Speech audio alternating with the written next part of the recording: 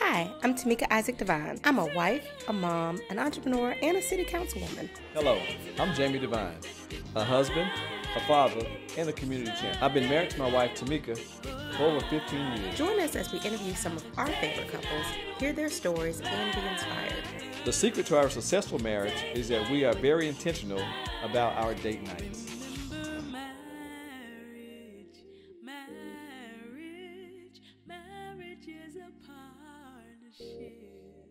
Hi, I'm Jamie. Hi, I'm Tameika. And we are the Devines. And welcome to this month's episode of Date Night with the Devines. Date Night with the Devines is our opportunity to interview amazing couples and bring you tips for longevity, marriage, love, and just everything, I'd just say everything love.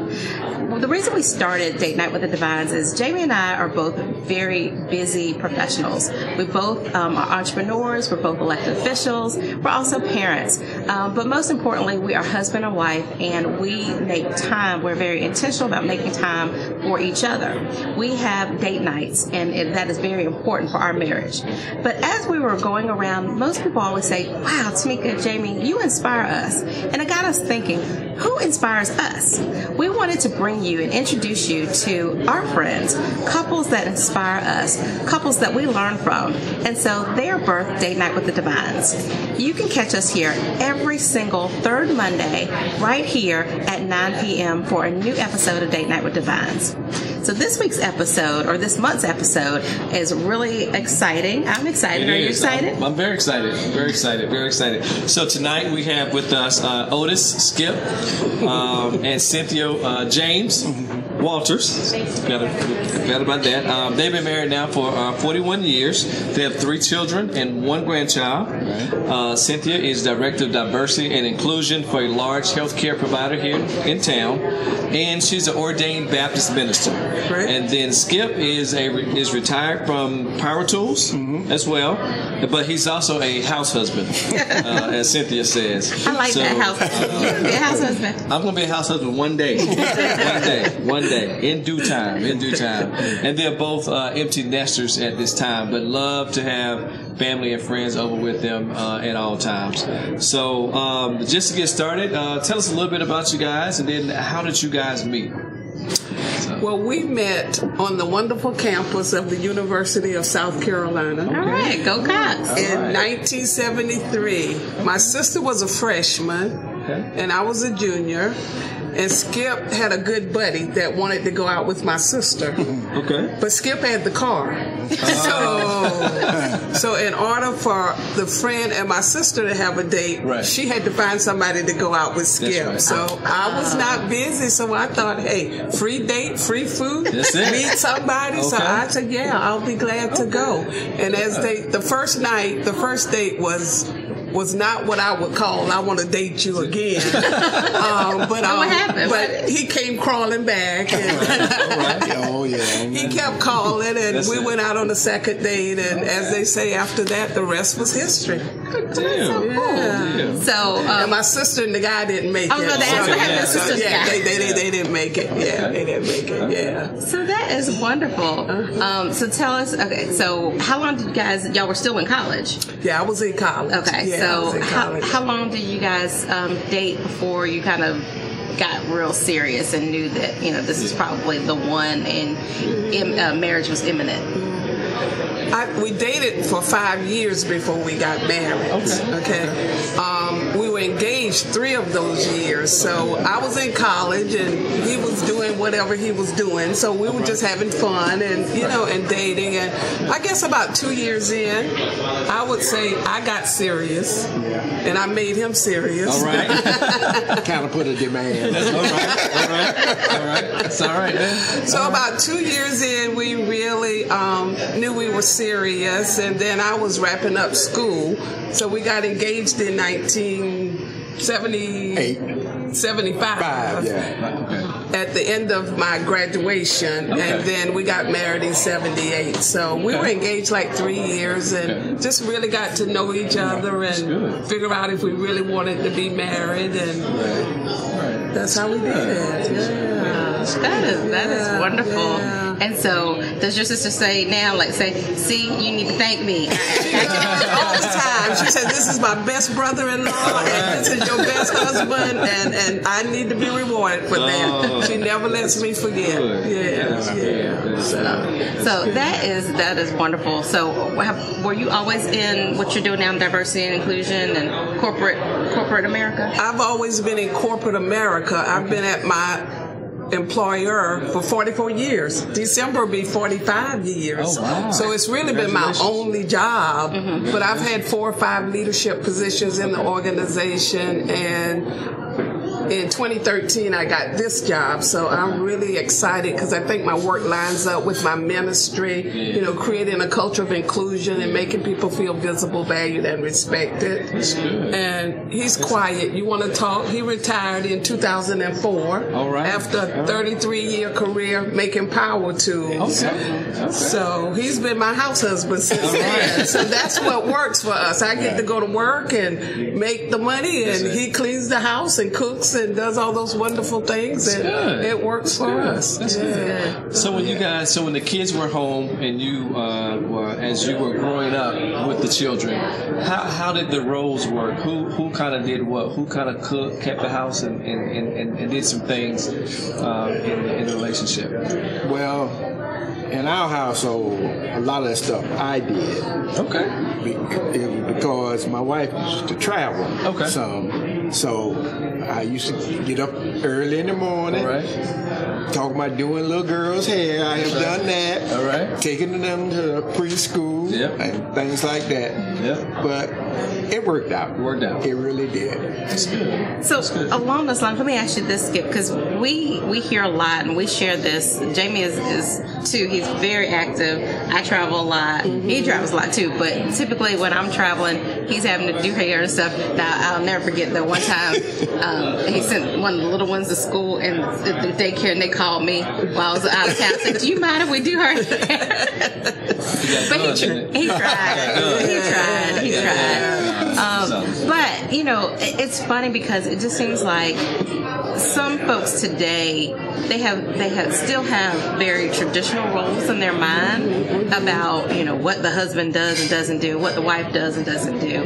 And what I find is that now you have so many women who are in professional careers who feel like either, you know, I can't find a man because a man wants that very traditional role, or you have people who are in marriages where they don't really see a partnership. And what I hear from what Skip was talking about is a partnership, and he really understood it doesn't matter traditional roles or not. Children's hair got to be done. Cooking has to be done. It's a partnership. If you're traveling, you're doing something else, I'll do it. So, kind of, how do you? Did you all ever talk about that, or did that just evolve? And what would you tell some folks who might be challenged with those type of traditional roles in their mind? I think it never really was an issue for us, and you know, you talk about what attracts you to a person.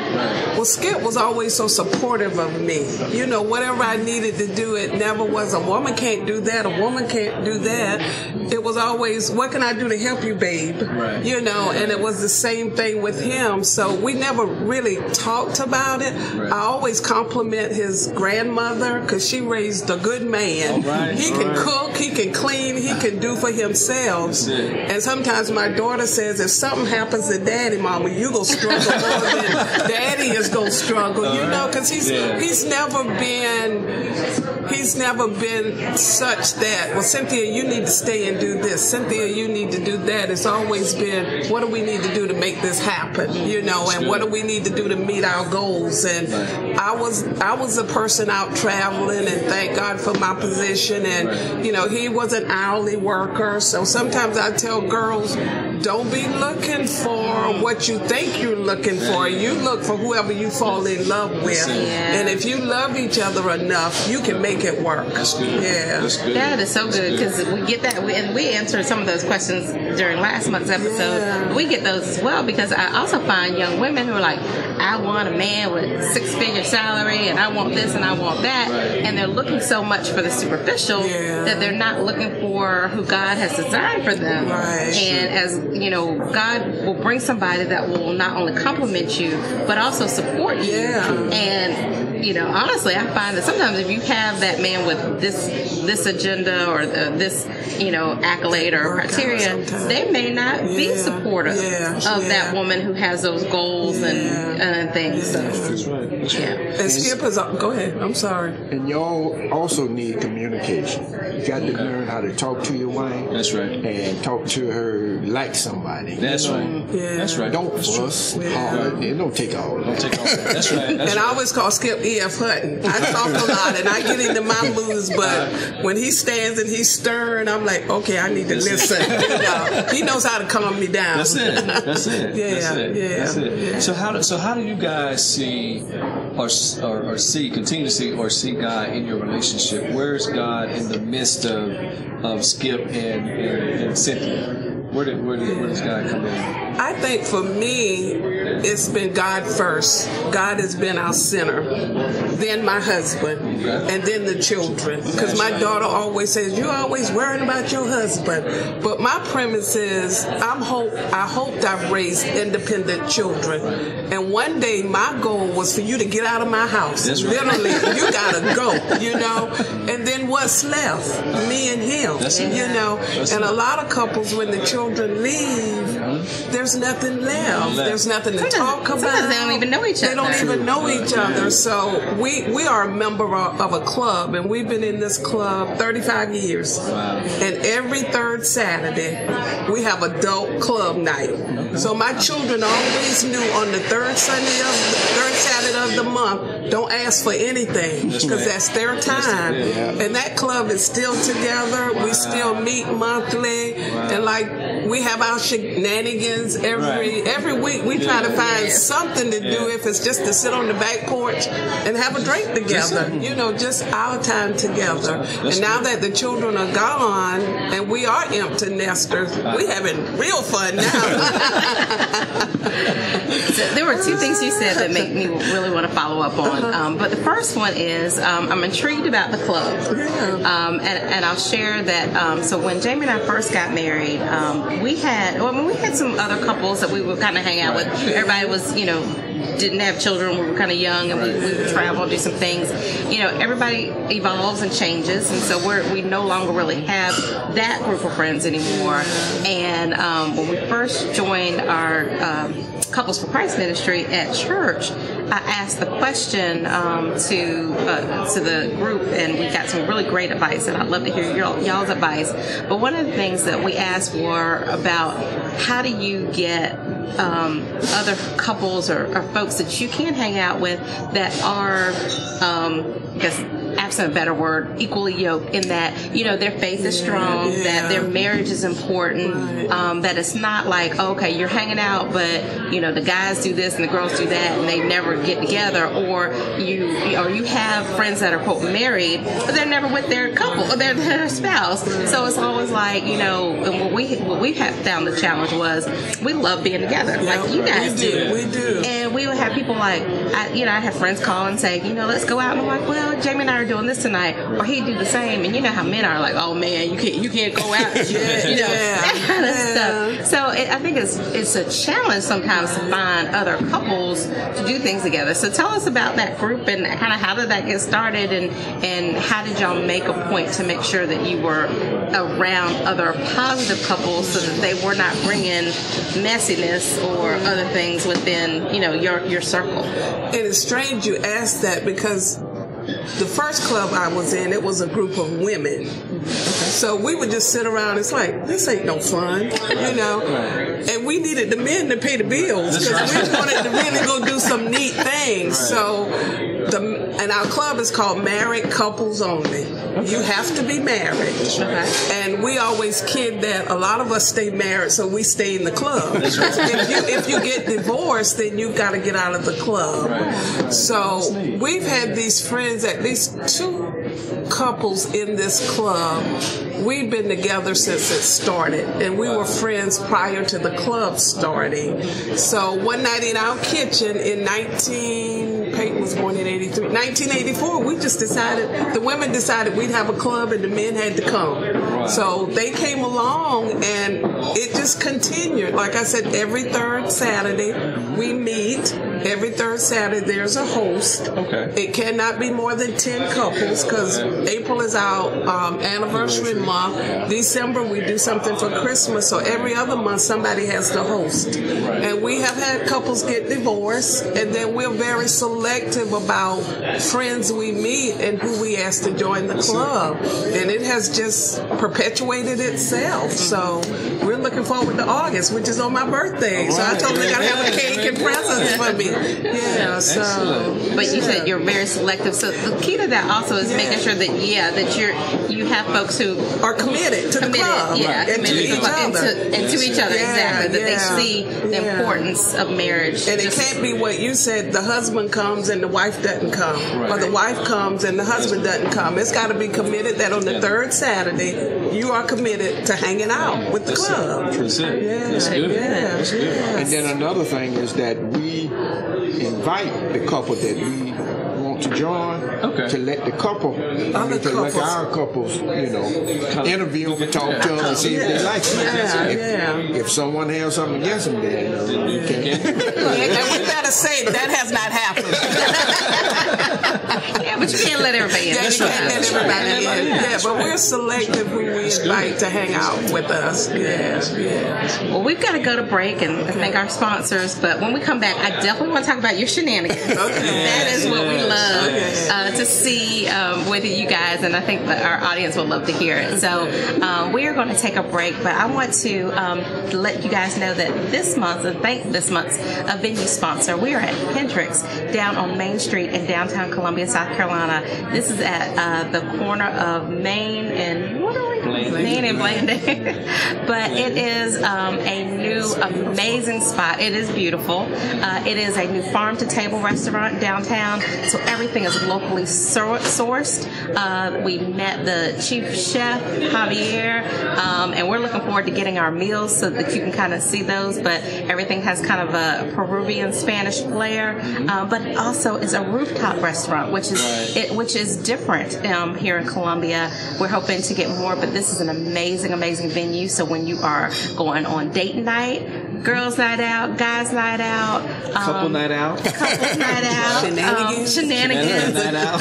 Whatever, you need to come and check out Hendrix. And then we also want to thank our monthly sponsors. We've got Dr. Macy Smith. We've got Style by Nada, who is my stylist. John T. Elliott Professional Hair Design. State Farm Isaac Insurance Agency. Jabber and Isaac. Boston First Administrative Management Services.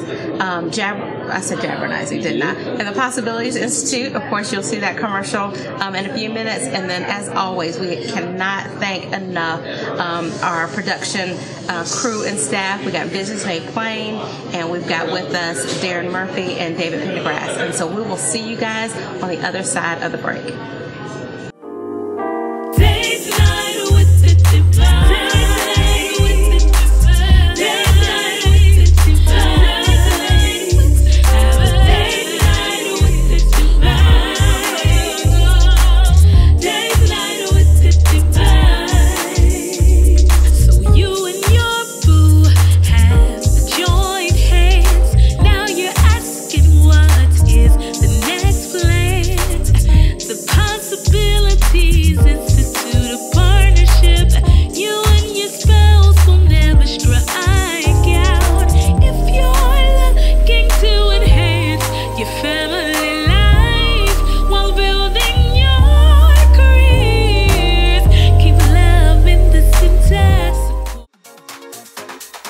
Councilwoman Tameika Devine, first African-American woman elected to the Columbia City Council.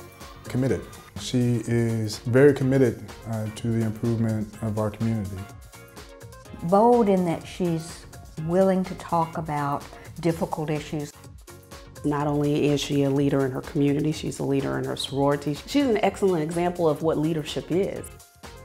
I'd go anywhere, anytime to do anything for Tameika Devine.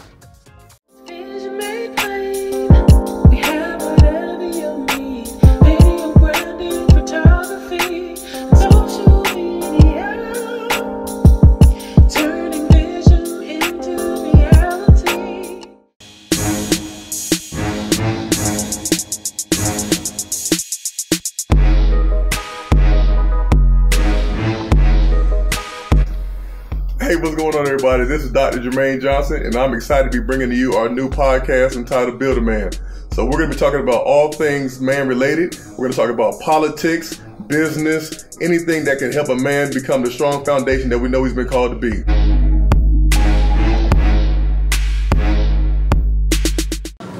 Well, welcome back to Date Night with the Devines, and thank you again to our amazing sponsors. Got to shout them out again. We've got Style by Nada, Dr. Macy Smith, Jabber and Isaac, the Possibilities Institute, Isaac Insurance Agency, State Farm Isaac Insurance Agency, John T. Elliott Professional Hair Design, Shayna Boston Administrative First Management Services, and of course our production crew, Visions Made Plain. Thank you so much, and please continue to support our sponsors, because we couldn't bring this show to you without their support, so we ask that you support them. And then I can't say enough about tonight's venue sponsor. Yes. Again, we are here at Hendrix, which is on Main Street in downtown Columbia, South Carolina. It is a new farm-to-table restaurant with a rooftop restaurant. Also has the inside portion, and so this is a great place for date night. And I just have to say, before we came back from the break, we just got our food. Yes. Y'all, this is amazing. Everybody want to kind of share what they got? Delicious. I got the East Coast shrimp with blue corn. Blue corn grits. Blue corn grits, sorry. And then Cynthia, you got the same? I did told Mr. Devine, but it's got corn and tomatoes in it also. Yes. It's delicious. And the Skip? I have the red snapper, the veggies, and it's delicious. And then I got their signature plate, which is Hendrix Paella. So if you like seafood, if you like rice, then you cannot go wrong with this meal. So again, y'all please support our Hendrix, which is our venue sponsor. It's a great place for date night. It's a great place for girls' night out, or even if you are going out by yourself and just want a really, really good meal, this is the place to go. So now that we have taken a time to thank our sponsors and do our commercial break, well, let's just get back into our discussion. So before we went to break, we were talking about the shenanigans. Yes. So we know what shenanigans are, but guys, explain to our audience, what are shenanigans, and then give us some examples of some of the things that you guys do. Well, shenanigans is a word that I use when Mr. Walters and I go out on date nights. I don't know where that word came from. I'm a Facebook addict, so I like to post the things we do. Right. So one night I just decided it was shenanigans. That's right. And we are, as a part of my work, I go to a lot of community events to support my local organization. We like to go out and frequent new restaurants and eat a lot. We like to dance. We like to hang with friends. So whatever we're out doing together or with others, we just call it I call it shenanigans with Mr. W. And I'm always posting it on Facebook. So look for shenanigans with Mr. W. So Skip, is it like her saying, okay, this is shenanigans, or kind of what's your take on shenanigans, and what are some of your favorite things to do? Well, like she said, going out and dancing, being with our club, and being with my grand. Love that too. That's how, traveling.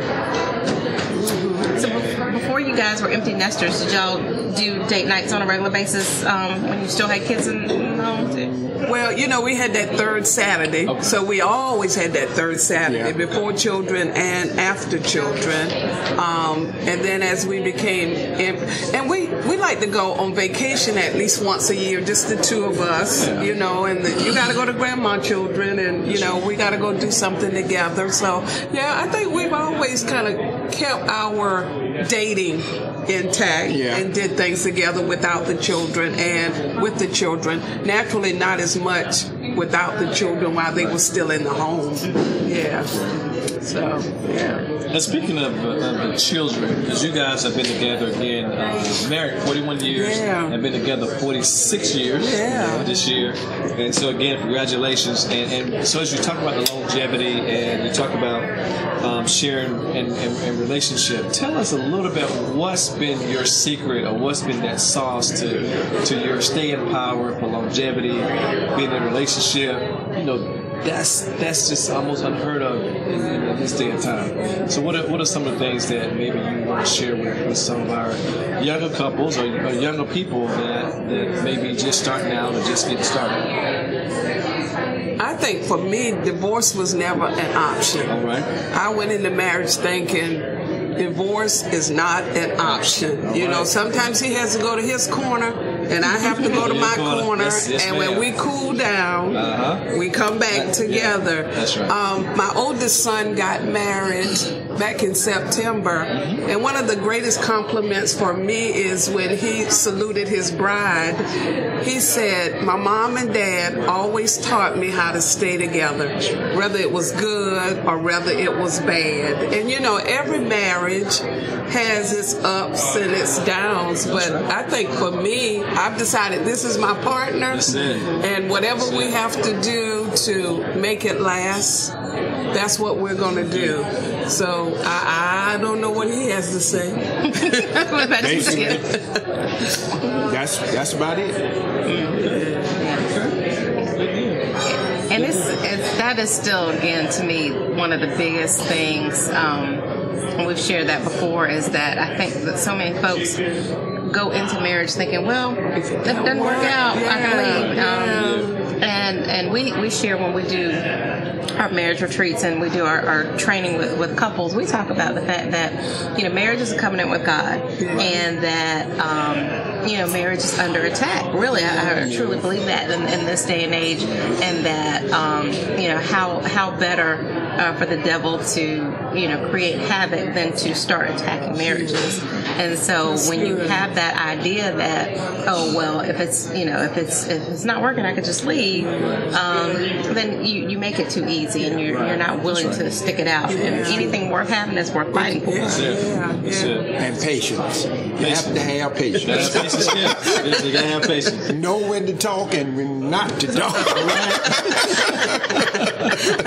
That's a wise man. Yeah, that's a wise man. That's why I listen when he talks. All right. That's a wise man. Wise man. We talked a little bit about support and supporting each other. And wanted to make sure that we highlight, you know, you all again for being one of our supporters during a tragic time in our lives. We lost our son James Henry in 2014. And so subsequently we wrote a book about that. And so when we was having our book signings, I guess, around town, you all opened your home to us, and we greatly appreciate that, because that was therapeutic for us to tell the story of what happened, you know, how it happened, and then how God, in a sense, showed His favor to us. And of course, 3 years after that, we have another son, who's now two, Jameson. So we are blessed to have him, and again, it's good to have other couples that support other couples, not just necessarily with the married couples retreat, but just supporting couples in general. Again, thank you for supporting us. You're welcome. And opening your house to us. But that, to me, that is not common. I guess, especially in you're like me, you're on Facebook, social media. I find that it just seems like there are so many times where you have people who want to see mess, or they want to see things not going, and there's not a whole lot of couples, I think, that, well, I won't say that, not that there's not a lot of couples that won't support each other. What I think is that sometimes people don't know how to show love and support when people are doing well and when they're not doing well. And so kind of share with us some of your thoughts behind that. Like, why do you find it so important? Because it's not just, you know, hey, good job, whatever, but I mean, really supportive. I mean, I remember, yes, you reached out and said, hey, y'all have a new book. We want to invite you in our home and do a book signing. And that was our first time having that opportunity. When I first launched my speaking business, you reached out and said, hey, as the Chief of Diversity and Inclusion, I'm going to bring you in to speak to women leaders within my organization. And so y'all actively seek out an opportunity to support other people. And I think that's rare, unfortunately, in today's society. So what are your thoughts, and why do you think that's important? You know, I believe you reap what you sow.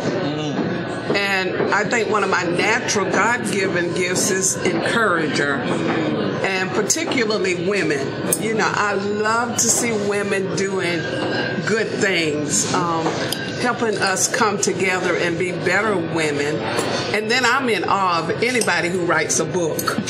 That's one of my goals. I hope one day I'll be able to write a book, and I hope as I give to others, they will give to me when it's my turn. So anytime I can touch somebody who has written a book, I think, wow, you know, there's somebody special. And my grandmother, I grew up, our home was always open to people, you know, and giving. So, and Skip sometimes says that was a good idea when you thought about it, right? What's it like now, you know, when you worked all day, and I'm like, oh gosh, you know, we made this commitment, but by the end of the evening or whatever we're doing to invite people into our space, we're always glad that we did it. So I think naturally for me, I'm an encourager, I'm a giver. I like to be around positive people because I want a lot of positive energy in my life. So if I can help, and maybe some of that is my Christian faith too, being a minister, that I want people to be whole as they can possibly be. And he comes along. Well, let me ask that before we go to the tips about that, because you are ordained minister, you are associate pastor now, and just it's easy to see your natural personality is to be out there. Seems like Skip's natural personality is to be a little bit more reserved. And we talked about earlier the traditional roles that most people think of, but how is it like when you're seeing, like, Cynthia's always out there, she's always out there, and even when she went through, there's still unfortunately not as many women in ministry as we'd like to see, and that becomes challenging. So going back to kind of that support role of someone who is so active in the community and so public, how do you see, or what do you do, I guess, what do you do when she does come home and she's tired or she's had a rough day? What are the things that you feel like you can do that supports and encourages her? She's always encouraging other people, but I know that you are always encouraging her. What are some of the things that you do, and what tip would you have to somebody else, especially a man that might be supporting another amazing, strong woman? How do you encourage and support them when things may not be always, you know, people might not always be on their side? Well, some things, you know, I feel that you might not want to do, but to keep peace, come on. There you go. Come on. To keep peace. That's right. And then, you know, I can tell when she's tired. That's right. Because when she come home, I say, she'll say, oh, I had a rough day. I say, yeah. I said, well, I done cooked. I say, you want to bring your food? Yeah. That's right. I have a food ready a lot of times when she come home. Chill out. That's it. Yeah, you can tell. That's right. Because you know the other person. Yeah. You know the other person intimately, and you know just certain things, signals, words, expressions. And I think one thing about Skip, he's comfortable in himself. Right. What he's going to do, he's going to do. Right. What he's not going to do, he's not going to do. And like you say, when you know somebody, I know, okay, he's going to be okay with us going to do this or me going to do that. But I know when he gives pause, then I need to stop for a minute and give pause. But he's always been like the wind beneath my wing, the one in the background. And he's comfortable in who he is. So I think that's what makes it work. It's not a competition that he's got to have his time, but he gets his time. That's it. Yeah. That's good. That's good. That's good. That's good. That's good. So, especially, you know, like you say, she is in the ministry. And even my grandson say, Grandpa, every time I get in, Sweet Mom, we call her Sweet Mom. Sweet Mama's call. She always playing religious songs. I said, you got to realize, I said, you know, her position. I said, yeah, that's true. But all the time, Grandpa. I said, well. That's But then he'll get in the car. Let's listen to something else. Big DM on. You know, it's like, okay, let me turn to the big DM. That's all right. That's all right. That's all right. So, well, listen, we gotta come to almost to a close, but not quite yet. Speaking has some other parting words, but I always like to ask our couples that come to us, what would you share with a younger couple today, or what would you say to younger Skip or younger Cynthia as far as marriage, as far as relationship, as far as what would you look for in a person? You know, looking back now, as I say, when you look back over your life and you see where the Lord's brought you from, what are some of those tips or things that you would share with a younger Skip or younger Cynthia as far as getting married? Well, to me, you know, like the old saying, everything shine and it ain't gold. All right. So you can't always based on the looks. That's right. Sometimes you have to look within. That's right. That's right. That's good. The heart. That's it. That's what I, because people always say, Skip so this, that. I said, well, you know, a lot have to do with who you care. If you care for someone and you really want to be with them, that's right. You know, you can do some sacrifice. Yeah, you can sacrifice. That's right. I mean, because marriage is a sacrifice. It is. Yes, it is. It is every day. Yeah, every day. And I would tell a younger me, make sure you love that person as much as you love yourself. And I always think, don't try to find somebody to complete you. You need to be complete yourself and find somebody who can complement you. And for us, it's a lot of talking. You know, sometimes we're not agreeing with each other, but we'll talk it until we talk it out. And my daughter comes over sometimes and she says, Mom, I came over and you and Daddy was just fussing. I said, no, we were having robust dialogue. Not fussing. And then she's like, I come back over and y'all sitting there eating ice cream. You know, so I tell her, this is our marriage. Stay out of it. There you go. And you have to keep people out of your marriage. It has to be what works for you and him, and not necessarily what you see the Joneses doing, but what works for you. Yeah. And relax. Don't sweat the small stuff. That's it. Yeah. That's true. Yeah. That is great advice.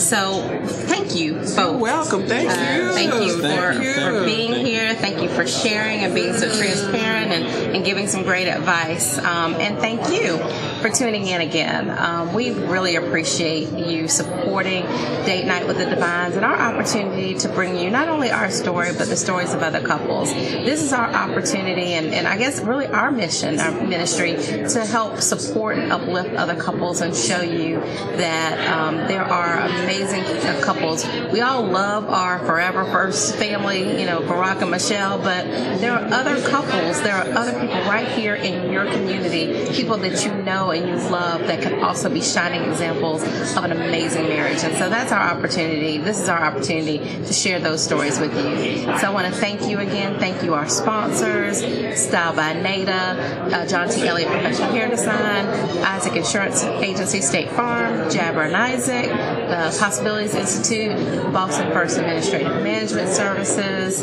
Dr. Macy Smith, and of course Visions Made Plain.